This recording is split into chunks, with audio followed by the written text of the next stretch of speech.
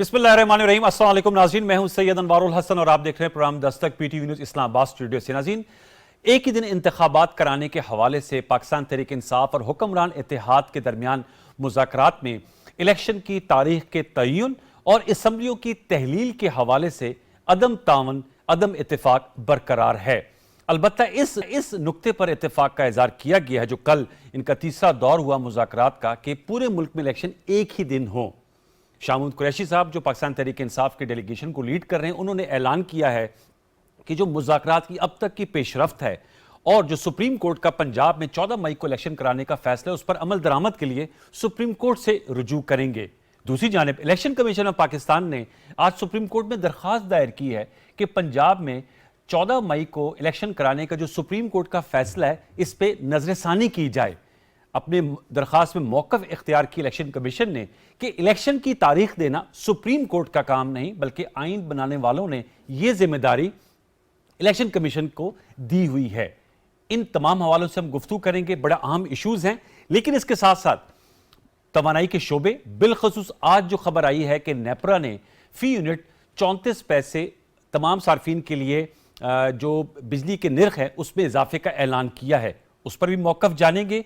फिर जो बढ़ती हुई महंगाई का चैलेंज है मौजूदा पीडीएम हुकूमत के लिए, उससे कैसे नबर्द आजमा होंगे, ये वो चुपते हुए सवालात हैं जो हम आज की नशिस्त में उठाएंगे। और हमें बहुत खुशी है, we are honour to have with us minister है फॉर पावर, तवानाई के वफाकी वजीर हैं इंजीनियर खुर्रम दस्तगीर खान साहब, मुशर्रफ बिन नवाज के मरकजी रहनुमा। आपका बहुत शुक्रिया मिनिस्टर साहब कि आपने प्रोग्राम दस्तक के लिए वक्त निकाला। मेरे ख्याल में पब्लिक पर्सपेक्टिव से जो पहला सवाल है वो मेरा बिजली के जो प्राइस है उस हवाले से मैं करना चाहूँगा। ऑब्वियसली बड़ी ही एक्सप्लोसिव पॉलिटिकल सिचुएशन है, लेकिन सर एक तो इस हवाले से ज़रूर बताइएगा, आज ये खबर आई है और इत्तेफाक से आज ही हमारे प्रोग्राम में आप मेहमान हैं कि जो बिजली की कीमतें उनमें 34 पैसे फ़ी यूनिट नेपरा ने सार्फिन के लिए बढ़ा दी है और ये 2 अरब 90 करोड़ रुपए का बोझ पड़ेगा। तो सर ये तो आप लोग पॉलिटिकल गवर्नमेंट हैं, इस तरह ये निर्ख बढ़ाते गए तो अपने पॉलिटिकल कैपिटल को बंद करते जाएंगे? नहीं, हमने निर्ख नहीं बढ़ाए। अच्छा। देखिए, अव्वल तो ये है कि जो बिजली, ये जो फ्यूल प्राइस एडजस्टमेंट है, ये हर महीने इसका तयन होता है और फिर 2 महीने के बाद के बिलों में लग के आती है। अच्छा।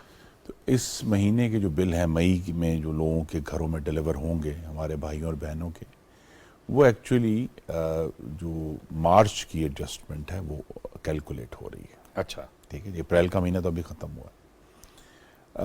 उसमें जो हमारी कारकर्दगी है वो अगर सिर्फ उस पर जाएं तो हमने जिस बेहतर तरीके से अल्लाह ताला के करम से इस सारे मामले को मैनेज किया है, हमें मौसम की तरफ से भी मदद मिली है कि मई में इतना अच्छा मौसम है, यानी मार्च में भी हमें बहुत अच्छा मौसम मिला। इसकी वजह से हमें बचत हुई फर्नेस ऑयल की, जो हम बिजली बनाने के लिए इस्तेमाल करते हैं आम तौर पे।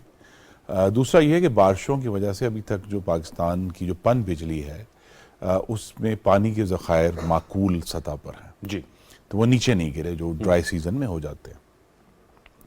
उसका नतीजा ये है कि अगर सिर्फ इस हुकूमत की कारकर्दगी होती तो सार्फिन को 41 पैसे फी यूनिट की कमी हम तोहफे में भेजते। तो ये 41 की कमी के वजह 34 का इजाफा फिर क्यों है? जी, नेपरा ने डिटर्मिन किया है कि पिछली हुकूमत के दौर में जून 2021 के कुछ अरब रुपए जो हैं वो अभी तक रिकवर उस हुकूमत ने नहीं किए थे, तो लिहाजा उनके जो 75 पैसे हैं, अच्छा, वो सार्फिन उनकी जो, क्योंकि IMF प्रोग्राम में एक बहुत बड़ा इशू ये है कि हमें जो कॉस्ट हैं नई और पुरानी वो सब रिकवर करनी है। तो लिहाजा ये 75 पैसे भी आफत इमरानी के आपके सार्फिन पर पड़े हैं। अच्छा, वरना हम तो उन्हें 41 पैसे की रिलीफ देने जा रहे थे, तो लिहाजा वो -41 और +75, तो उसके बाद ये 34 पैसे भी, और ये सिर्फ 1 माह के लिए, इस महीने के बिलों के लिए। नेक्स्ट मंथ भी हमें उम्मीद कर रहे हैं कि जिस तरह अप्रैल में भी मौसम बहुत अच्छा रहा है, तो हमारी तो तवक्को यही है कि सार्फिन के लिए बिजली के बिल में रिलीफ होगा। अच्छा खुर्रम साहब, एक और इससे जुड़ा हुआ सवाल मैं आपसे करना चाहूँगा, क्योंकि आपने IMF की बात की। सर तकरीबन तमाम शराइत मान ली गई हैं, एक्सटर्नल फाइनेंसिंग की बात थी वो भी हो गई, तवानाई में जो आपका सर्कुलर डेट है उस हवाले से भी बात तमाम तय होगी, स्टाफ लेवल एग्रीमेंट क्यों करनी हो रहा सर?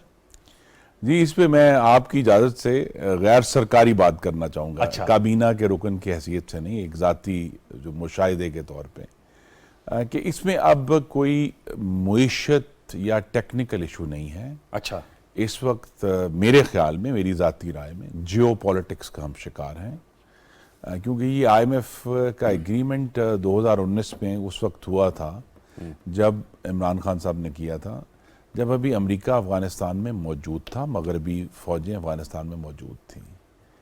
اب وہ نہیں ہے، اگست 2021 کے بعد سے وہ نہیں ہے، تو لہٰذا مغرب کے لیے اور امریکہ کے لیے پاکستان کی جو سچویشن ہے وہ اس طرح کی ضرورت کی نہیں رہی جو پہلے تھی۔ تو اب اس میں آپ بہت سارے لوگ اس پہ لکھ بھی رہے ہیں اور قیاس آرائی بھی کریں، میں قیاس آرائی نہیں کروں گا، میں صرف یہاں تک کہوں گا کہ اس وقت تک سٹاف لیول ایگریمنٹ کا نہ ہونا معیشت نہیں ہے، یہ جیو پولیٹکس ہے۔ اور اس کا مطلب یہ ہے کہ اگر آپ لوگوں نے بجٹ جون میں دینا، آج خبریں آ رہی ہیں، اس وقت تک یہ سٹاف لیول ایگریمنٹ ہو جائے گا یا اس وقت تک بھی نہیں ہوگا؟ آپ کو ہوتا ہوا نظر دیکھیے، نہیں آ رہا؟ ہم نے ایک اللہ تعالیٰ کے کرم سے، اور پاکستان میں رہنے والوں کو تکلیف تو بہت ہوئی ہے، لیکن ان کی ہم ماؤں اور بہنوں کی دعائیں بھی ہیں کہ اگر ہم آئی ایم ایف کے بغیر اپنے ریزروز 10 ارب ڈالر سے اوپر لے گئے ہیں، اور تمام بہت تکلیف ہوئی ہے، اس میں کمرشل بینک بھی شامل ہیں؟ کمرشل بینکس بھی شامل ہیں، لیکن اگر ہم 10 ارب سے اوپر لے گئے ہیں ڈپازٹس اپنے فورن ایکسچینج کے، تو پاکستان اس وقت تو شاید لگتا تھا ایک دن بھی سروائیو نہیں کرے گا، لیکن آئی ایم ایف کے بغیر سروائیو کر گیا ہے۔ اور یہ سوال کابینہ کے سامنے آئے گا کہ اس سٹیج پر آ کر جب ہم ایک بہتری دیکھ رہے ہیں، بین الاقوامی طور پر بھی کچھ کی قیمتوں میں کمی ہے، اور اس طرح کا جو کموڈیٹیز کا ایک سپر سائیکل ہوا تھا کہ پوری دنیا میں مختلف اجناس، زرعی اجناس، میٹلز، سب کی قیمتیں، انرجی پرائسز، سب، اب وہ ڈاؤن ورڈ ٹرینڈ ان میں ہمیں نظر آ رہا ہے، اسٹیبلش ہو گیا۔ تو آئی ایم ایف کے اگر بغیر یہ کام ہم ہو سکتا ہے تو ہمیں اس پر ضرور غور کرنا چاہیے۔ ٹھیک ہے، کہ اگر ایک بہت مشکل ترین وقت تھا، اس سے ہم نکل آئے، ہمیں اپنی اکانومی میں بہت قیمت ادا کرنی پڑی ہے، کیونکہ ہم نے امپورٹ کی بہت کنٹریکشن کی، جس کا نتیجہ یہ ہے کہ حیران کن طور پر پچھلے 2 مہینے سے پاکستان کا جو تجارتی خسارہ، وہ خسارہ نہیں ہے، وہ سرپلس ہے، وی آر ٹریڈ سرپلس کی سچویشن میں، جو بڑی پاکستان کی تاریخ میں ریئر ہے، لیکن ہم نے اس کی قیمت ادا کی ہے اپنی گروتھ کی کمی کی صورت میں، ہم نے انڈسٹریل انویسٹمنٹ کا کم ہونے کی صورت میں۔ لیکن اگر ہم سروائیو کر گئے ہیں، اور اگر ہم ہمارے اس میں آف کورس جو دوست ممالک ہیں، خاص طور پہ چین اور سعودی عرب کا بڑا میجر رول ہے، تو اگر وہ ہمیں ان کی مدد حاصل رہتی ہے تو یہ اب سوال کابینہ کے سامنے آئے گا اگلے چند ہفتوں میں، جیسے بجٹ سازی ہو رہی ہے، کہ کیا ہمیں واقعی آئی ایم ایف کی ضرورت ہے یا we just let it go. اچھا، تو سر آج میں ضمن سوال ہے کہ آج وزیر خزانہ سینیٹر اسحاق ڈار صاحب کی امریکی ناظم الامور سے ملاقات ہوئی، تو امریکہ پاکستان تعلقات جو ہیں، جو کہ آپ نے کہا جیو اسٹریٹجک زیادہ ریزن ہے، ان میں اس وقت کیا کس نہج پہ ہیں؟ میں اگین میں صرف ایک طالب علم کی حیثیت سے بات کر رہا ہوں کابینہ کے، جو میری آبزرویشن ہے کہ اسلام آباد میں جو امریکی سفارت خانہ ہے وہ ضرور ریچ آؤٹ کر رہا ہے، وہ کوشش کر رہے ہیں، ٹھیک ہے، اور ملاقاتیں بھی کر رہے ہیں، اور گفتگو کا ایک انہوں نے جو دور ہے وہ بھی جاری کیا ہوا ہے، ٹھیک ہے، انرجی کے معاملے میں بھی، فائنانسز کے معاملے میں بھی، اور بھی دوسرے ایشوز جو ہیں، لیکن واشنگٹن سے ہمیں وہ مثبت سپورٹ نہیں مل رہی جو ہمیں شاید اسلام آباد میں بیٹھ کر، اگر ہم اسلام آباد میں جو ڈپلومیسی ہے اس کو دیکھیں تو وہ ان میں ایک واضح فرق نظر آ رہا ہے۔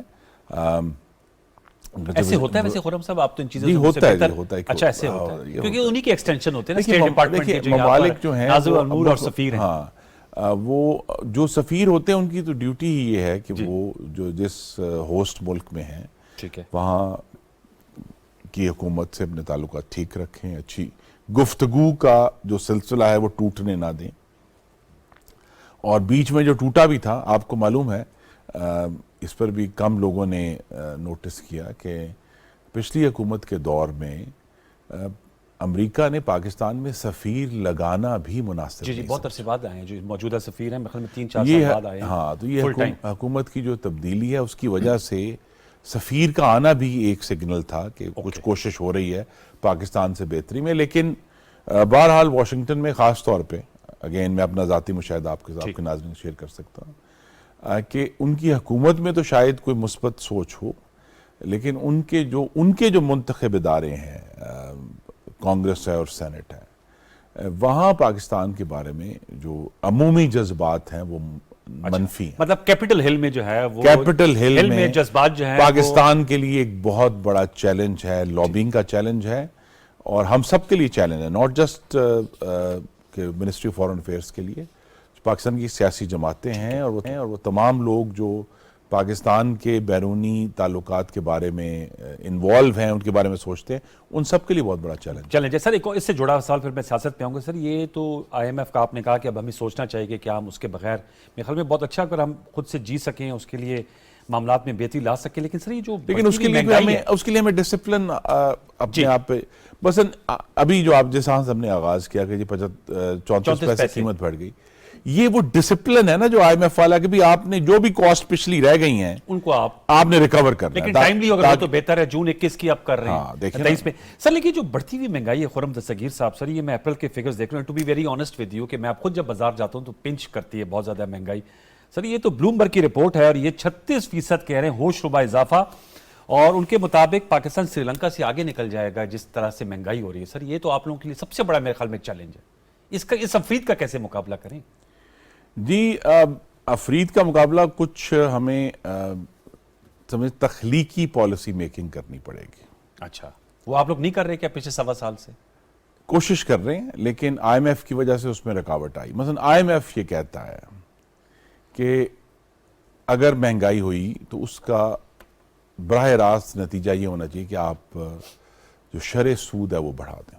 جی، میری جو معیشت کی ٹیکسٹ بک تھی اس میں بھی یہی لکھا تھا، لیکن پاکستان میں یہ فارمولا چلتا نہیں. یہ نہیں چلتا، کیونکہ یہاں جو بینک کے بورورز ہیں وہ عام شہری نہیں ہیں. تو وہ جو خیال ہے کہ جی آپ شرح سود بڑھائیں گے، ڈیمانڈ گھٹے گی تو مہنگائی بھی گھٹے گی، That doesn't work here. لیکن چونکہ آئی ایم ایف پروگرام تھا تو ہم نے آپ کو معلوم ہے کہ شرح سود میں بھی ایک میں تو کہوں گا بڑا ہی منفی اضافہ ہم نے کیا ہے، بڑا خطرناک اضافہ کیا ہے. تو لہٰذا اس میں اگر ہم یہ اس کا حصہ ہے اس ری تھنکنگ کا کہ اگر ہم آئی ایم ایف پروگرام کے بغیر بھی اللہ تعالیٰ کے کرم سے سروائیو کر گئے ہیں تو پھر ہمارے پاس وہ سپیس آئے گا اس بجٹ میں اور اس کے بعد بھی کہ ہم کچھ تخلیقی پالیسی سازی کر سکیں. اچھا، کیونکہ ہمارے پاس وہ اسٹریٹ جیکٹ نہیں ہے نا جی کہ آپ نے کوئی پرائر ایکشنز سو کالڈ کہتے ہیں کہ جی بورڈ سے اپروو کرانے ہیں. تو اگر ہمارے پاس وہ ایکشنز نہیں ہیں تو جہاں ٹھیک ہے ہمیں ڈسپلن قائم رکھنا ہے، لیکن بعض ایشوز پہ ہم کچھ تخلیقی پالیسی سازی کر سکتے ہیں جس کے ذریعے مہنگائی جو ہے اس میں کمی آئے. مہنگائی مجھے یہ توقع ہے اللہ تعالیٰ کے کرم سے بہت بڑی اس دفعہ گندم کی فصل ہوئی ہے ہمارے کاشتکاروں کی محنت کی وجہ سے اور کچھ موسم کی بہتری کی وجہ سے.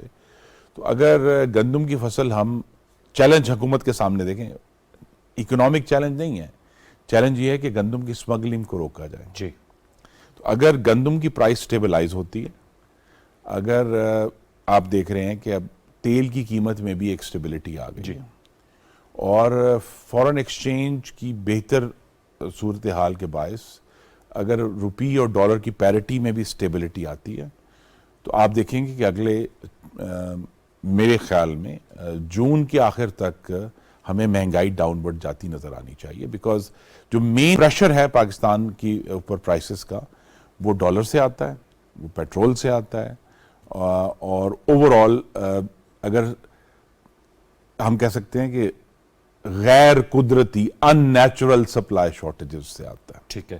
تو اگر یہ سپلائی شارٹیجز جو ہیں وہ ہم کنٹرول کر لیتے ہیں اسمگلنگ میں. 3 چیزوں کی اسمگلنگ ہو رہی ہے پاکستان سے جس میں بڑا سیریس. ویسے سر امر مانے کیوں کرنی ہو پاتی اسمگلنگ کی کنٹرول؟ ہمارے ماشاءاللہ لا انفورسمنٹ یہ سوال بڑا پیچیدہ ہے، اس کے لیے تو پورا پروگرام چاہیے کہ پاکستان کا جو مغربی سرحد ہے اس کے اوپر ایک وار اکانومی ہے پچھلے 40 سال سے. ہم اس کو as a state we can't counter it. ہمارے لیے یہ ایک بہت بڑا چیلنج ہے جس کے ایکچولی پاکستان کی حاکمیت پر بھی اثرات ہیں، لیکن وہ ہم ٹاپک ڈسکس نہیں کریں.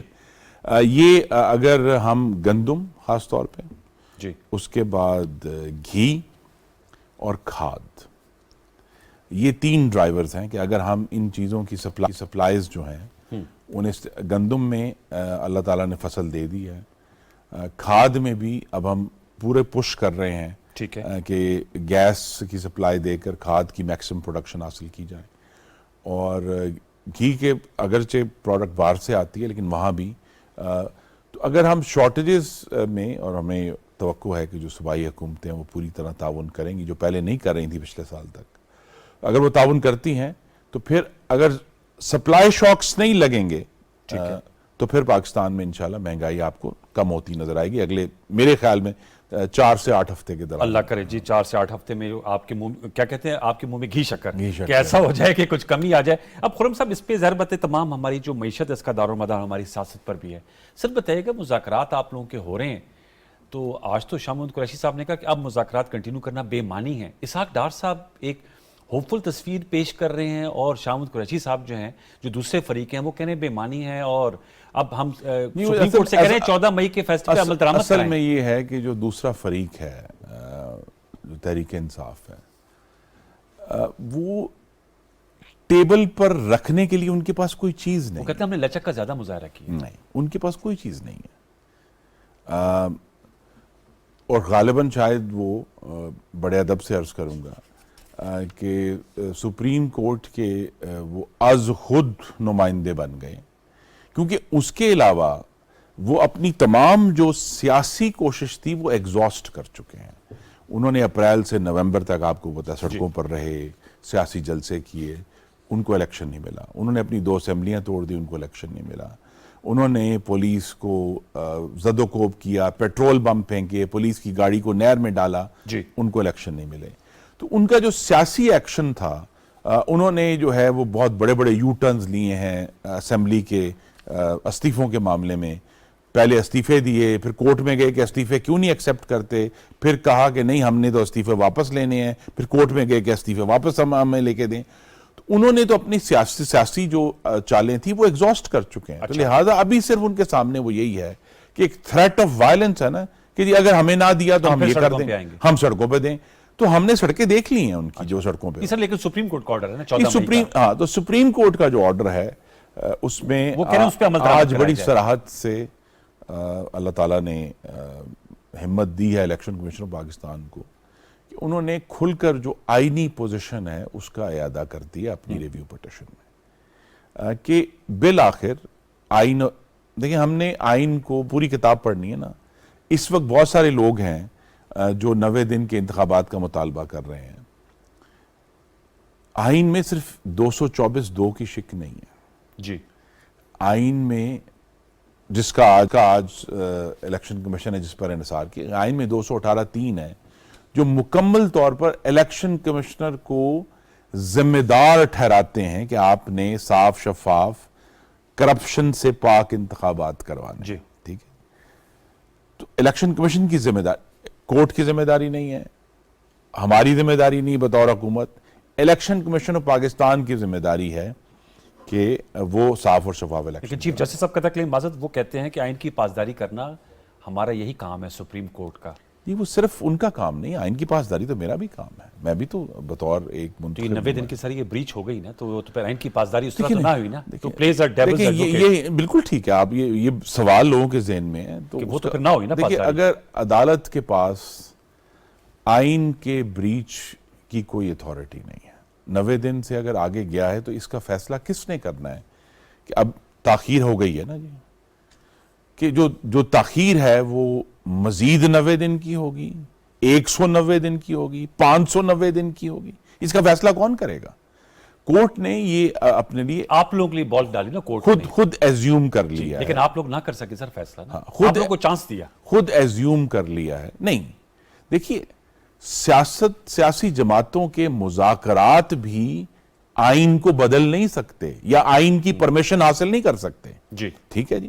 تو لہذا کورٹ نے ایک ویسے کہا کہ اچھا جی اگر مذاکرات کر لیں، پر مذاکرات کا آئین میں تو کہیں ذکر نہیں. ان کا گنجائش نکالیں گے. اور پھر عدالت عالیہ کو یہ سمجھنا ہے کہ اگر یا تو 90 دن لکیر ہیں پتھر پہ جی، لیکن عدلیہ کے اپنے فیصلے یہ کہتے ہیں کہ وہ لکیر نہیں ہے. کیونکہ جب عدلیہ نے اسی پی ٹی آئی کے نیشنل اسمبلی کے استعفوں کے کیس میں جب آئین یہ کہتا ہے کہ جس کا استعفیٰ منظور ہو جائے، جس کا نوٹیفیکیشن ہو جائے، وہ 60 دن میں آپ نے وہاں ضمنی انتخاب کرانا ہے. آئین یہ کہتا ہے نا، بڑا صراحت سے کہتا ہے. اتنی ہی ویلیو ہے جتنی 90 دن کی ہے. تو جب عدلیہ اس 60 دن پر سٹے دے دیتی ہے، پھر کون ذمہ دار ہے آئین پر عمل درآمد کا؟ تو ہماری عدالت سے استدعا ہے کہ کورٹ کے اندر، چونکہ اب ان رائٹنگ اس فیصلے کے خلاف 4 ججز لکھ چکے ہیں، وہ کہہ چکے ہیں کہ ون مین رول ہے، وہ کہہ چکے ہیں کہ پولیٹیشنز ان روبز ہے، یعنی انصاف کی قبا میں سیاستدان ہیں، وہ کہہ چکے ہیں کہ جی ایک امپیریل سپریم کورٹ ہے، سامراجی سپریم کورٹ ہے. تو کورٹ کو، ہماری کورٹ سے یہ توقع بھی ہے، ہم نے درخواست بھی کی ہے کہ اس تمام تناؤ کا جس کا ہمیں آج سامنا ہے قومی اسمبلی میں بھی اور سپریم کورٹ میں بھی، اس کا بڑا واضح حل ہے کہ فل کورٹ بنا کر پہلے تو یہ 3-4 اور 3-2 کی کنٹروورسی لیکن سر وہ تو کل سالو کر دیں. مارکس دیے چیف جسٹس صاحب نے، آنریبل سپریم کورٹ کے چیف جسٹس صاحب نے، کہ یہ ان کا پروگیٹو ہے. جب یہ استدعا کی گئی پاکستان بار کونسل کی جانب سے، یہ ہماری مسترد کر دی ہماری اور ان کا سیاسی معاملات نے عدالت کے مال کو آلودہ کر دیا. ان کا آپ لوگ سیاستدان ہیں بصد احترام، وہ فیصلوں پہ خوش ہوتے ہیں جو ان کے حق میں، ان میں انٹرسٹڈ نہیں ہیں. نہیں، ہم دیکھیں کل تو ان کے بڑے سخت ریمارکس آئے ہیں.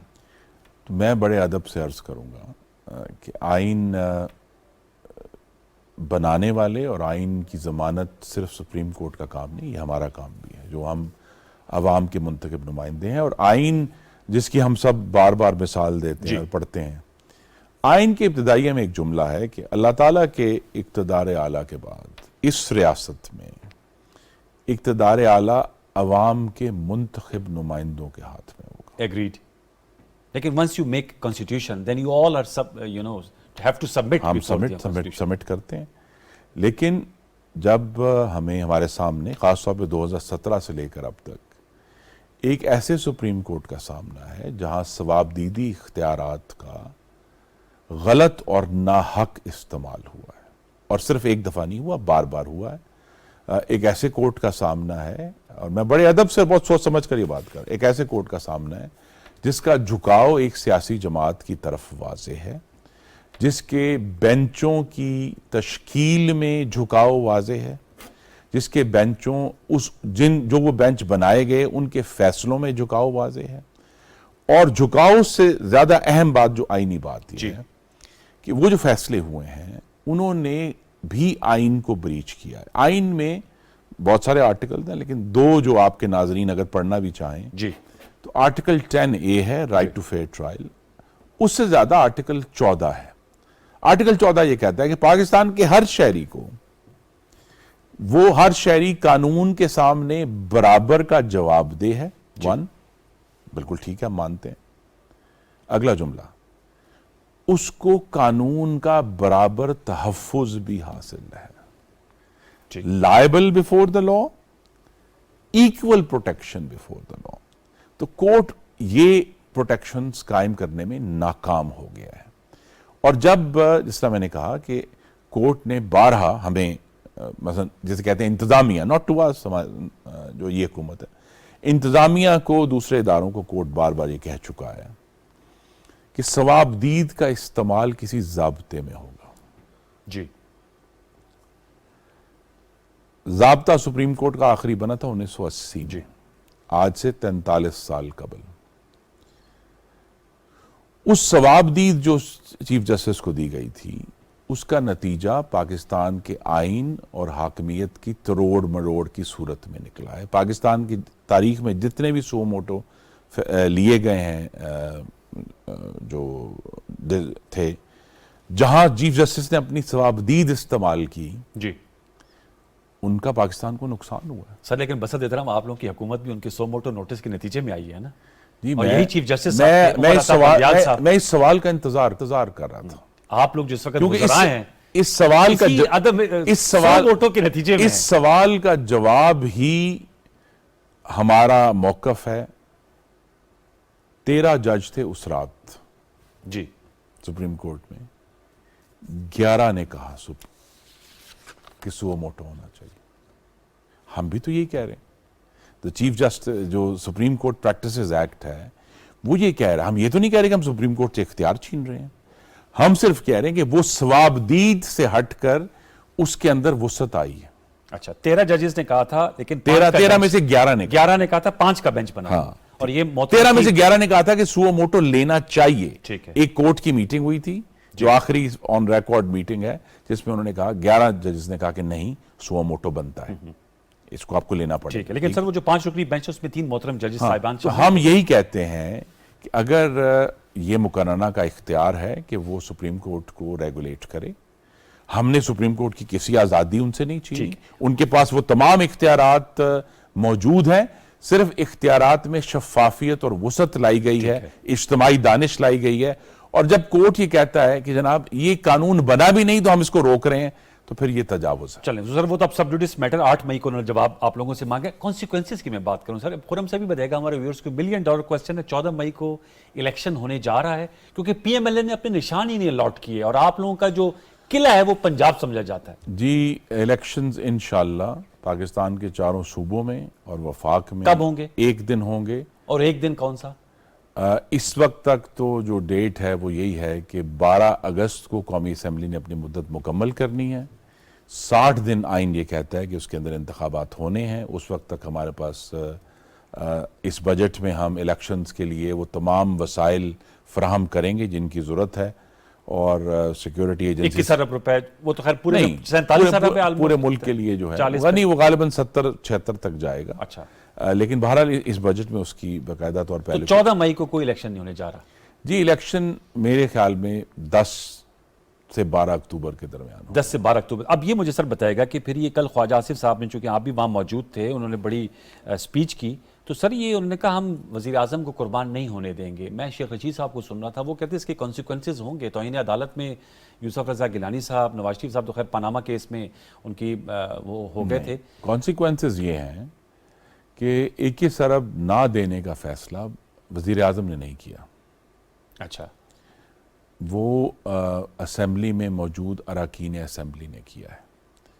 اور اگر کسی کو آئین کی سمجھ ہے جمہوریت میں, تو عوام کے منتخب عوام کی جو سب سے بنیادی ڈیوٹی ہے جی, وہ عوام کے نام پر اکٹھے کیے گئے پیسے کے خرچ کی اتھارٹی ہے. I mean فاؤنڈیشنل ایشو ہے یہ.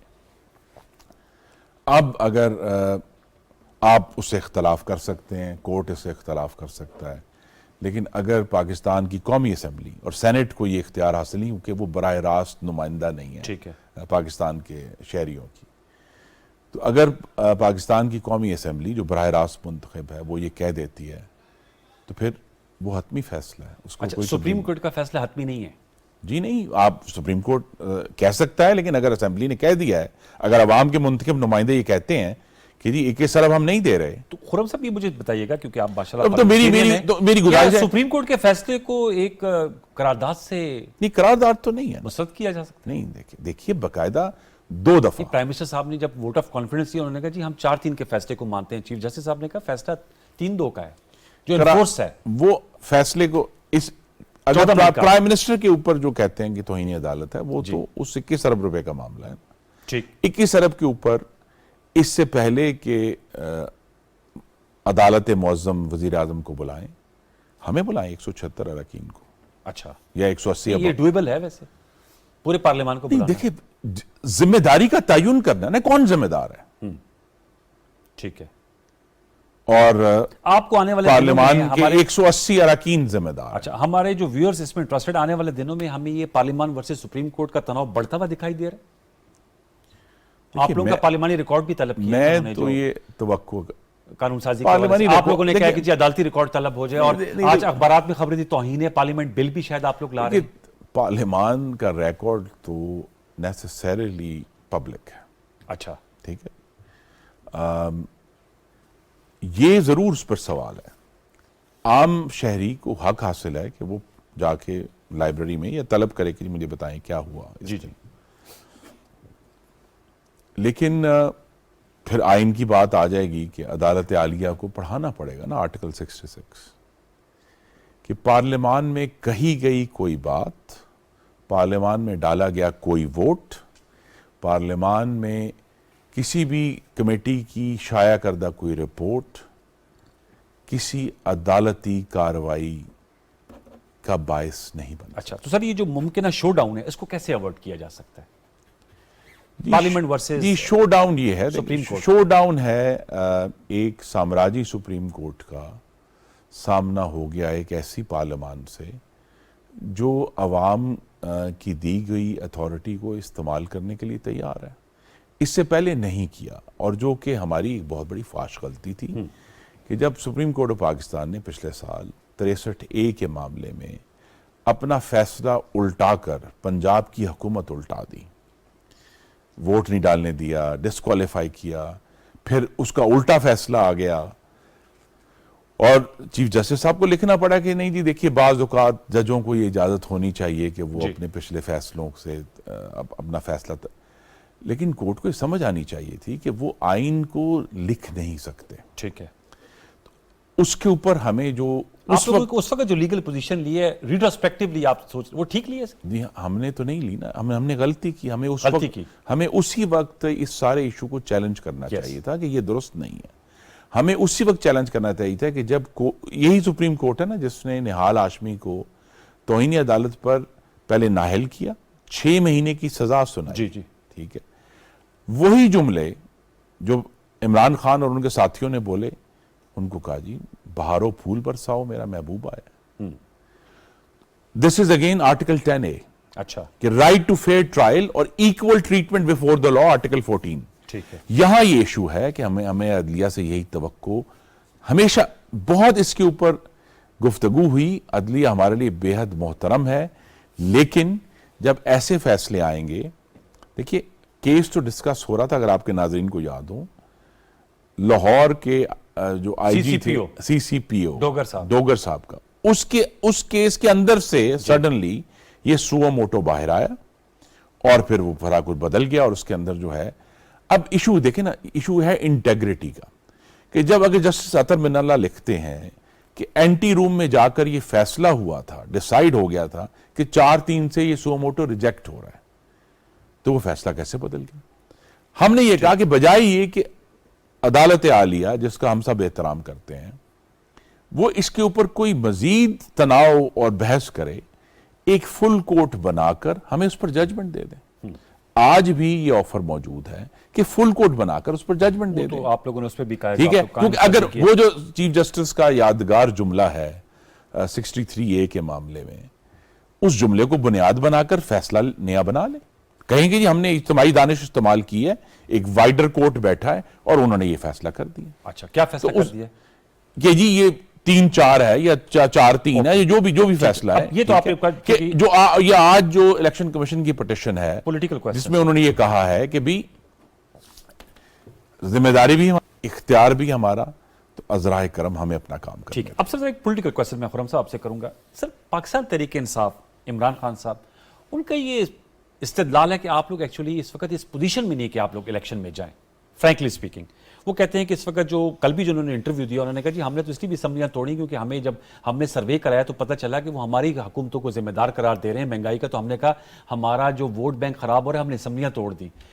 یہ بحث لیگل اپنی جگہ, ایز اے پولیٹیشین ظاہر بات ہے آپ لوگوں نے عوام سے رجوع کرنا ہے, ان کا یہ کہنا ہے کہ آپ لوگ اس وقت الیکشن کرانے کے موڈ میں ہی نہیں ہیں. دیکھیے یہ ہیلے بہانے ہیں. دیکھیے جس پارٹی کے سربراہ نے 1 سال پاکستان کے عوام سے جھوٹ بولا, اور میں سوچ سمجھ کے بڑے ادب سے یہ لفظ استعمال کر رہا ہوں کہ جی میری حکومت امریکہ نے توڑی, میری حکومت کے خلاف امریکی سازش ہوئی, سائفر ہوا, پھر کہا جی یہ پاکستان سے سازش ہوئی, پھر کہا نہیں پاکستان سے امریکہ سازش گئی. آپ ان کی کسی بات پر کیسے یقین کر سکتے ہیں؟ جو شخص روزانہ کی بنیاد پر پاکستان کے عوام سے جھوٹ بول رہا ہے, اور اہم ترین معاملات میں کہ اب آج جو ہیں ان کے اور ان کے حواری امریکہ کے پاؤں میں لیٹے ہوئے ہیں. جی وہ کہہ رہے ہیں جی ہم تو جناب ہم IMF کا پروگرام پورا کریں گے, ہم بڑی ذمہ داری دکھائیں گے. تو لہٰذا ان کی کسی بات پر کیسے یقین کیا جا سکتا ہے؟ ایشو صرف یہ جو شاید کم لوگ اس پر نوٹ کرتے ہیں, جو PTV پر کہنا ضروری ہے, اس وقت جو جماعتیں حکومت میں ہیں وہ 2018 کے جو دھاندلی شدہ انتخابات ہے اس کے باوجود 68% عوام کے ووٹ لے کر بیٹھی ہوئی ہیں. 68%. 68% वोटों की नुमाइंदा वो जमाते हैं जो आज हुकूमत में है। सिर्फ 32% वाले निकल गया ना एक ग्रुप। ठीक है। और हमने अभी चंद दिन पहले अपनी मेजॉरिटी साबित की है पार्लियामेंट में कि 180 लोग मौजूद हैं। ये जो कोalition है इसमें चारों सूबे हैं। ये बात कम लोगों ने नोट की है कि पाकिस्तान की तारीख में बलूचिस्तान की इतनी बड़ी नुमाइंदगी पाकिस्तान की वफाकी काबीना में कभी नहीं हुई। जो इस काबीना में इतनी जमातों की मौजूदगी कभी नहीं हुई कि हमारे पास बलूचिस्तान से भी एक बहुत पूरी सीरियस कंटिंजेंट मौजूद है बलूचिस्तान का। हमारे पास खैबर पख्तूनख्वा से जमातें मौजूद हैं, ANPP और JUIF। हमारे पास सिंध से पाकिस्तान पीपल्स पार्टी मौजूद है, वहां भी इन सब जमातों की कोई ना कोई हैसियत है। पंजाब में हम सब मौजूद हैं। यहां एक ऐसे वफाक की कोalition बनी हुई है जो इस बात को, और ये शायद पंजाबियों के लिए समझना मुश्किल हो, कि वो पाकिस्तान को फर्क नजर से देखते हैं। उनका पॉइंट ऑफ व्यू क्या है? वो ये कहते हैं कि अगर पंजाब की सूबाई असेंबली में कोई भी जीत जाए, लेट्स से PMLN जीत जाती है, तो वो ये कहते हैं कि ये तो पूरा इलेक्शन प्रेजुडिस हो जाएगा, नेशनल इलेक्शन। लेकिन वो कहते हैं आइन में कहां लिखा है कि जी आप एक साथ इलेक्शन कराएंगे? आइन में कोई कदगन नहीं है जी। तो आइन में कदगने हैं और कदगने नहीं। आइन ये भी तो कहता है कि आपने वफाक को साथ लेकर चलना है, आपने चारों सूबों को साथ लेकर चलना है, आपने एक मर्दमशुमारी करवा के, हल्का बंदी करा के उसके बाद इलेक्शन करवाना है। तो अवाम के सामने हमने जाना है। हम हमेशा अवाम से ही आए हैं। आज जिस बुनियाद पर हम खड़े हैं वो अवाम के वोट हैं। अक्टूबर में इंशाल्लाह अवाम के पास दोबारा जाएंगे। और हकीकत यह है कि ये जो इस वक्त मकबूलियत के गुब्बारे में कुछ आपके कॉलीग्स ने, मीडिया ने हवा भरी हुई है, जब इंशाल्लाह इलेक्शन होगा तो आपको पता चल जाएगा। बहुत टाइट इलेक्शन होगा, लेकिन मुझे आप समझते हैं टाइट इलेक्शन होगा, मुकाबला होगा जी बहुत। 3/4 जो है वो अक्सरियत लेने के इमरान खान साहब कहते हैं हम पंजाब के धमकियों की बुनियाद पर सियासी फैसले नहीं हो सकते। आप लोगों ने यकीन कर लिया जब इमरान खान ने कहा कि जी मुझे 2/3 अक्सरियत ना मिली तो मैं फिर तो असेंबली तोड़ दूंगा। पाकिस्तान के आइन, पाकिस्तान की हाकमियत मजाक तो नहीं है ना। ठीक है। तो लिहाजा जिम्मेदारी का तकाजा यही है कि हम किस मतमा नजर पर बैठे हुए हैं। 2018 में एक इंतहाई जहरीला और पाकिस्तान की हाकमियत को तोड़ने वाला इलेक्शन हुआ। 2023 में ये सब जमातें हुकूमत में सिर्फ इसलिए हैं कि हमें 2023 का इलेक्शन हर लिहाज से साफ, शफाफ और गैर आईनी मुदाखलत से पाक। तो उसके लिए आप लोगों ने क्या इस्लाहात की जी? इस्लाहात मुदाखलत के बगैर शफाफ, इस्लाहात सबसे बड़ी यही है कि आज पाकिस्तान की मुक्तदरा पार्टियां तोड़ नहीं रही, पाकिस्तान की मुक्तदरा लोगों से टिकटें वापस नहीं ले रही, पाकिस्तान की मुक्तदरा लोगों को तोड़कर किसी जमात में जबरदस्ती। पीटीआई वाले कह रहे हैं उन्हें तोड़ रहे हैं। वही इल्जाम जो पहले आप लगाते थे अब इमरान खान साहब लगा रहे हैं। किसी ने नहीं तोड़ा, उनको किसने तोड़ा है? उतने मुकदमे हैं, वो तो हर वक्त कह रहे होते हैं कि जी आपका मुकाबला आप लोगों से नहीं, उनका मुकाबला मुक्तदर हलकों से। जी वो कहें, लेकिन सामने हमारा आपके नाम देते रहते हैं। आपके सामने है ना जी, ये पूरा फील्ड खुला है। जब इलेक्शन होगा तो पता चल जाएगा कि क्या वाकई। अच्छा खुर्रम साहब, आपने इलेक्शन का कहा, देखिए आप लोग कहते हैं कि मैं इसलिए जानना चाह रहा हूं उनसे, जब हम सवाल करते हैं क्योंकि आज उनका पार्टिसिपेंट नहीं है, वो कहते हैं जी हम कहते हैं 14 मई से पहले आप असम्बलियां तोड़ दें, आप लोग कहते हैं जी हम बजट देने के बाद तोड़ने के लिए तैयार हैं। तो सर ये 1.5 महीने का फर्क है, तो ये कोई ब्रिज नहीं हो सकता? कोई ले दे करके बात किसी नुक्ते पे आप लोग मुतफिक नहीं हो सकते?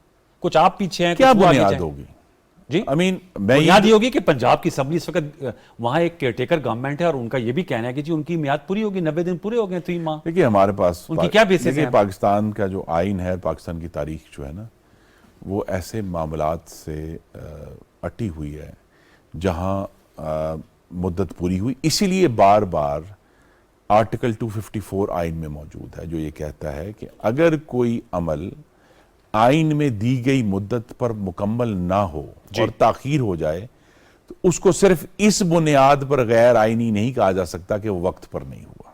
ठीक है। ये बाकायदा आइन के अंदर एक दिया हुआ ना, स्पेस दिया हुआ है कि इस तरह के इशूज आ जाते हैं। 2008 में हमने देखा कि इलेक्शंस को डिले करना पड़ा। अब अगर वाकई सानिया हो गया ना सर, देखिए मोहतरमा की शहादत होगी ना सर। आइन में कहां लिखा है कि सानिया हो तो आप इलेक्शन ना कराएं? आइन में तो लिखा है कि 90 दिन के अंदर आप इलेक्शन कराएं ना। तो बात यह है कि अगर उस सहाने की बुनियाद पे हम समझते हैं, और इलेक्शन कमीशन ने समझा, मैंने नहीं समझा, हुकूमत ने नहीं समझना, الیکشن کمیشن نے سمجھا کہ تاخیر سے معاملات بہتر ہو سکتے ہیں اور ان کی جو ذمہ داری ہے کہ صاف شفاف اور کرپشن سے پاک اس کو ڈیلیور کرنے میں آج مسئلہ ہے، 3 ہفتے بعد نہیں ہوگا یا اکتوبر میں نہیں ہوگا، تو وہ مثلا اگر الیکشن کمیشن اس وقت سمجھ رہا ہے کہ اگر پاکستان کی جو سیکیورٹی فورسز ہیں وہ اکتوبر میں فل فورس میں اویلیبل ہوں گی الیکشن کے تقدس کو قائم رکھنے کے لیے، تو یہ ان کا فیصلہ ہے۔ ٹھیک ہے، تو یہ جو پی ٹی آئی کی دھمکیاں یا پی ٹی آئی کا جو ایک بلسٹر جس کو انگریزی میں کہتے ہیں، اس کی بنیاد پر تو سیاسی فیصلے نہیں ہوں گے، سیاسی فیصلے نہیں ہوں گے، نہیں ہوں گے۔ لیکن ایک پریسیڈنٹ ہی بن جائے گا خرم دستگیر صاحب؟ اکثر بہت سے تجزیہ کار ہمارے شوز میں آ کے کہتے ہیں کہ ایک دفعہ ایک مثال قائم ہو گئی، پھر جس کی حکومت ہوگی وہ کہیں گے جی ہم اپنی مرضی پہ الیکشن کرا لیں۔ یہ دیکھیے یہاں سوال یہی کھڑا ہوا نا کہ جب پریزیڈنٹ کیا ہے؟ پریزیڈنٹ یہ ہے کہ عمران خان کہتے ہیں کہ میں نے جنرل باجوہ کے کہنے پہ دونوں صوبائی حکومتیں توڑی۔ جی انہوں نے یہ کہا، ساتھ میں انہوں نے کہا کہ آپ لوگ بھی کہتے تھے، مختلف شاہد خاقان عباسی صاحب کی اگزامپل دیتے ہیں، مریم نواز صاحبہ کا کہتے ہیں ہمیں کہ پنجاب توڑ دو، کے پی توڑ دو۔ دیکھیں آپ نے بھی ویسے کہا بسط احترام، یہ تو بالکل ہی لطیفہ ہے کہ آپ نے بھی ہمارے شوز میں ہوتی تھی پنجاب کی اسمبلی توڑ وہ ہمیں ذمہ دار ٹھہرا رہے ہیں۔ کمال ہی اپنے معاملات آپ ان کے نہیں مد مقابل ہیں نا، اسٹیک ہولڈر ہیں نا سر آپ بھی۔ چابی والا بابا تو نہیں ہے نا کہ میں نے کہہ دیا تو وہ چل پڑے۔ آخر ایک پوری اسمبلی موجود ہے جس کو انہوں نے سوچ سمجھ کر امید ہے توڑا ہوگا، لیکن نہیں توڑا نا۔ تو اگر آنے والے مستقبل میں پریزیڈنٹ یہ بھی ہوگا کہ ایک سابق آرمی چیف کے کہنے پر صوبائی اسمبلیاں تحلیل ہوں، is that a good precedent? That's Not at all. That's not a good precedent۔ اس لیے بھی ضروری ہے کہ اگر ہم نے پاکستان کو بنے ہوئے 75 سال ہو گئے ہیں، 76واں سال ختم ہوگا انشاءاللہ 14 اگست کو آئین کی 50ویں سالگرہ بھی ہے۔ 2023 کے الیکشن کا تقدس پاکستان کو آگے لے کر جانے کے لیے انتہائی اہم ہے۔ خرم صاحب اور اگر کوئی سبجیکٹ ہے جس پر ہم پی ٹی آئی سے بات کرنی چاہیے، میں سمجھتا ہوں، اچھا، اور وہ یہ ہے کہ اس پروسیس کا تقدس قائم کس طرح کیا جائے، ان سے رائے لی جائے۔ اسمبلیاں توڑنے کی، الیکشن کرانے کا ایشو نہیں ہے، ایشو یہ ہے کہ اس پروسیس کا تقدس کیسے قائم کیا جائے جس پر عمران خان کہیں کہ اس پروسیس کے تحت جو الیکشن ہوگا میں اس کے نتائج قبول کروں۔ اور آپ اس رائے کے حامی ہیں کہ پی ٹی آئی سے بات کرنی چاہیے الیکشن کے پروسیس کے تقدس کے لیے، the sanctity of the electoral process، G I got your us point۔ کے لیے ضرور بات کریں۔ وہ تو کل بھی جب بات ہوئی ہے میرے خیال میں اس پہ بات ہوئی ہے کہ اس کے لیے ضرور اس پہ بھی طے ہوا ہے کہ جی ریزلٹ کی نتائج کی ایکسیپٹیبلٹی، اور اس کے لیے اگر کوئی سٹیپس ہیں ان کے ذہن میں، اگر کوئی قانون بدلنا ہے، کہیں کوئی اور ایشوز لے ان کر کی پھر وہ واپسی کرنی پڑے گی نہیں، ایکٹ آف پارلیمنٹ موجود ہے، ترمیم کی ضرورت نہیں ہے۔ دیکھیے یہ بھی لوگ بھول جاتے ہیں کہ پاکستان کی تاریخ کی سب سے بڑی انتخابی اصلاحات 2017 میں مسلم لیگ نون نے کر دی تھی، دی الیکشنز ایکٹ 2017۔ اس کے باوجود 2000 الیکشنز کو آپ 2018 کی دھاندلی زدہ کہتے ہیں۔ غیر آئینی مداخلت کی وجہ سے دھاندلی زدہ کہتے ہیں نا، اس کے اندر مقتدرہ کی جو انٹرونشن ہوگی اس کی وجہ سے کہتے ہیں۔ الیکشنز ایکٹ میں تو کوئی پرابلم نہیں ہے۔ ڈیو ریسپیکٹ ابھی بھی عمران خان صاحب کہتے ہیں نا کہ آپ کی پشت پہ کھڑے مقتدرہ حلقے، اب وہ آپ پہ یہ بات کرتے ہیں۔ ٹھیک ہے، وہ کر رہے ہیں نا، جی ہمارے ساتھ بیٹھیں اور بیٹھ کر ہمیں یہ بتائیں کہ کیسے ہوگا کہ ہم یہ کہہ سکیں۔ تو آپ کی آدھی پارٹی تو کہتی ہے بیٹھے ہی نہ ان کے ساتھ۔ نہیں دیکھیں، جاوید لطیف صاحب کو میں نے سنا نہیں، یہ آصف صاحب کہتے ہیں کہ وہ فائدہ تاریخوں پر بیٹھنے کا کوئی فائدہ نہیں ہے۔ الیکشنز اکتوبر میں ہونے ہیں، اکٹھے ہونے ہیں، چاروں صوبوں میں ہونے ہیں، وفاق میں مجھے سب یہ بتائیں، صرف یہ ہے پنجاب کے معاملے کو اکتوبر تک کیسے لے جایا جائے گا؟ جی یہ کیٹیگری ہی چلے گی سر؟ جی آپ کو محسن نقوی صاحب ہی رہیں لوگ بھول گئے ہیں کہ 2007 میں اکرم درانی صاحب نے اسمبلی وفاق سے پہلے توڑ دی تھی کے پی کی، اور وہ چلی 5 مہینے۔ یہ ایم ایم اے کی جو ایم ایم اے کی گورنمنٹ تھی، آپ کو بھول گیا ریکارڈ، تاریخ کھولے نا جی، اچھا تاریخ موجود ہے۔ یہ سارے یہ والے ریکارڈ آپ لوگوں نے ذہن میں رکھے؟ نہیں، یہ دیکھیے اس کے اصل ایز آئی سیڈ، جی ہم سب کی یہ جو بحث اور تناؤ آج کا سپریم کورٹ کا، قومی اسمبلی کا، وہ سب دور کرنے کا نتیجہ یہ نہیں ہے کہ جی کوئی ایک ادارہ نیچے ہو جائے دوسرا ادارہ اوپر ہو جائے، اس کا رزلٹ ایک ہی نکلنا ہے اگر اللہ تعالی ہم سب کو ہمت اور سمجھ دے کہ ہم 2023 کے انتخابات جو ہے وہ صحیح آنیسٹلی عوام کی مطابق کنڈکٹ۔ خرم صاحب آپ نے 2-3 دفعہ میرے شو میں 2023 کا سال کا عطا کیا ہے، بہت سے جو اسلام آباد کے جو حلقے ہیں ان میں کہتے ہیں کہ شاید 2023 میں الیکشن ہو جائے گا، جی بہت سے لوگ کہتے ہیں اکتوبر تک شاید کوئی اور پلان نہ ہو جائے؟ نہیں دیکھیے، اس میں واحد اگر کوئی ڈیلے ہے تو وہ نومبر تک ہوگا، وہ بھی آئین کے تحت ہوگا کہ جی وہ 60 اور 90 ہاں، کہ اگر لیٹ سے آپ نے ایک دن پہلے توڑ دی، ایک دن پہلے 11 اگست کو توڑ دی، ہاں، اگر ہم نے 11 اگست کو لیٹ سے ڈیزالو کرتے ہیں، جس کا ویسے چانس کم ہے تو پھر کیونکہ ایک پروسیس کا طریقہ وہ ہے، 90 ڈیز ہو جائے گا. پھر 90 ڈیز نومبر تک جائے گا. لیکن ہماری جو اس کے نیچے ایک اور خواہش ہے وہ یہ ہے، ستمبر کے بعد کرانا چاہتے ہیں ویسے؟ اب یہ بھی سر بڑا چل رہا ہے، وہ خواجہ سے صاحب کی سٹیٹمنٹ ہے کہ رولا ستمبر دا ہے. نہیں، رولا یہ ہے کہ قومی اسمبلی اپنی مدت پوری کرے. اچھا، قومی اسمبلی یہ پاکستان کی تاریخ میں ایک اسٹیبلشمنٹ کے لیے اور سب دوسرے اداروں کے لیے یہ ہوگا کہ یہ پارلیمان اپنی مدت پوری کرتی ہے. یہ ایک پاکستان کی جو آئینی تاریخ ہے اس میں سب سے کمزور ترین ایوان پارلیمان رہا ہے نا. لیکن میرے خیال میں اب 2008 سے تو تمام پارلیمان اپنی مدت پوری کر رہا ہے. ہاں دیکھیے، وہ بھی دیکھیں نا لولی لنگڑی کہ جی پہلے اس میں یہ بحث علیحدہ ہے کہ وزیر اعظم نے نہیں ہاں complete یوسف کیا. رضا گیلانی اڑ گئے، نواز شریف جو ہیں ان کو Hopefully شہباز صاحب تو رہیں گے نا. غلط اور نہیں، انہوں نے مدت تو پوری نہیں کی نا، 5 سال تو پورے وہ آخر تک جائیں گے، لیکن وہ مدت پوری تو نہیں ہوئی نا. سر وقت ختم ہو جائے گا. لیکن حقیقت یہی ہے، as I said, the sanctity of the electoral process is paramount، تاکہ ہم پاکستان کے جو خاص طور پہ نوجوان مرد و خواتین ہیں کہ یہ جو الیکشنز ہیں نا، یہ صرف کسی ایک شخص کو یا چند لوگوں کو پارلیمان میں بھیجنے کا نام نہیں ہے.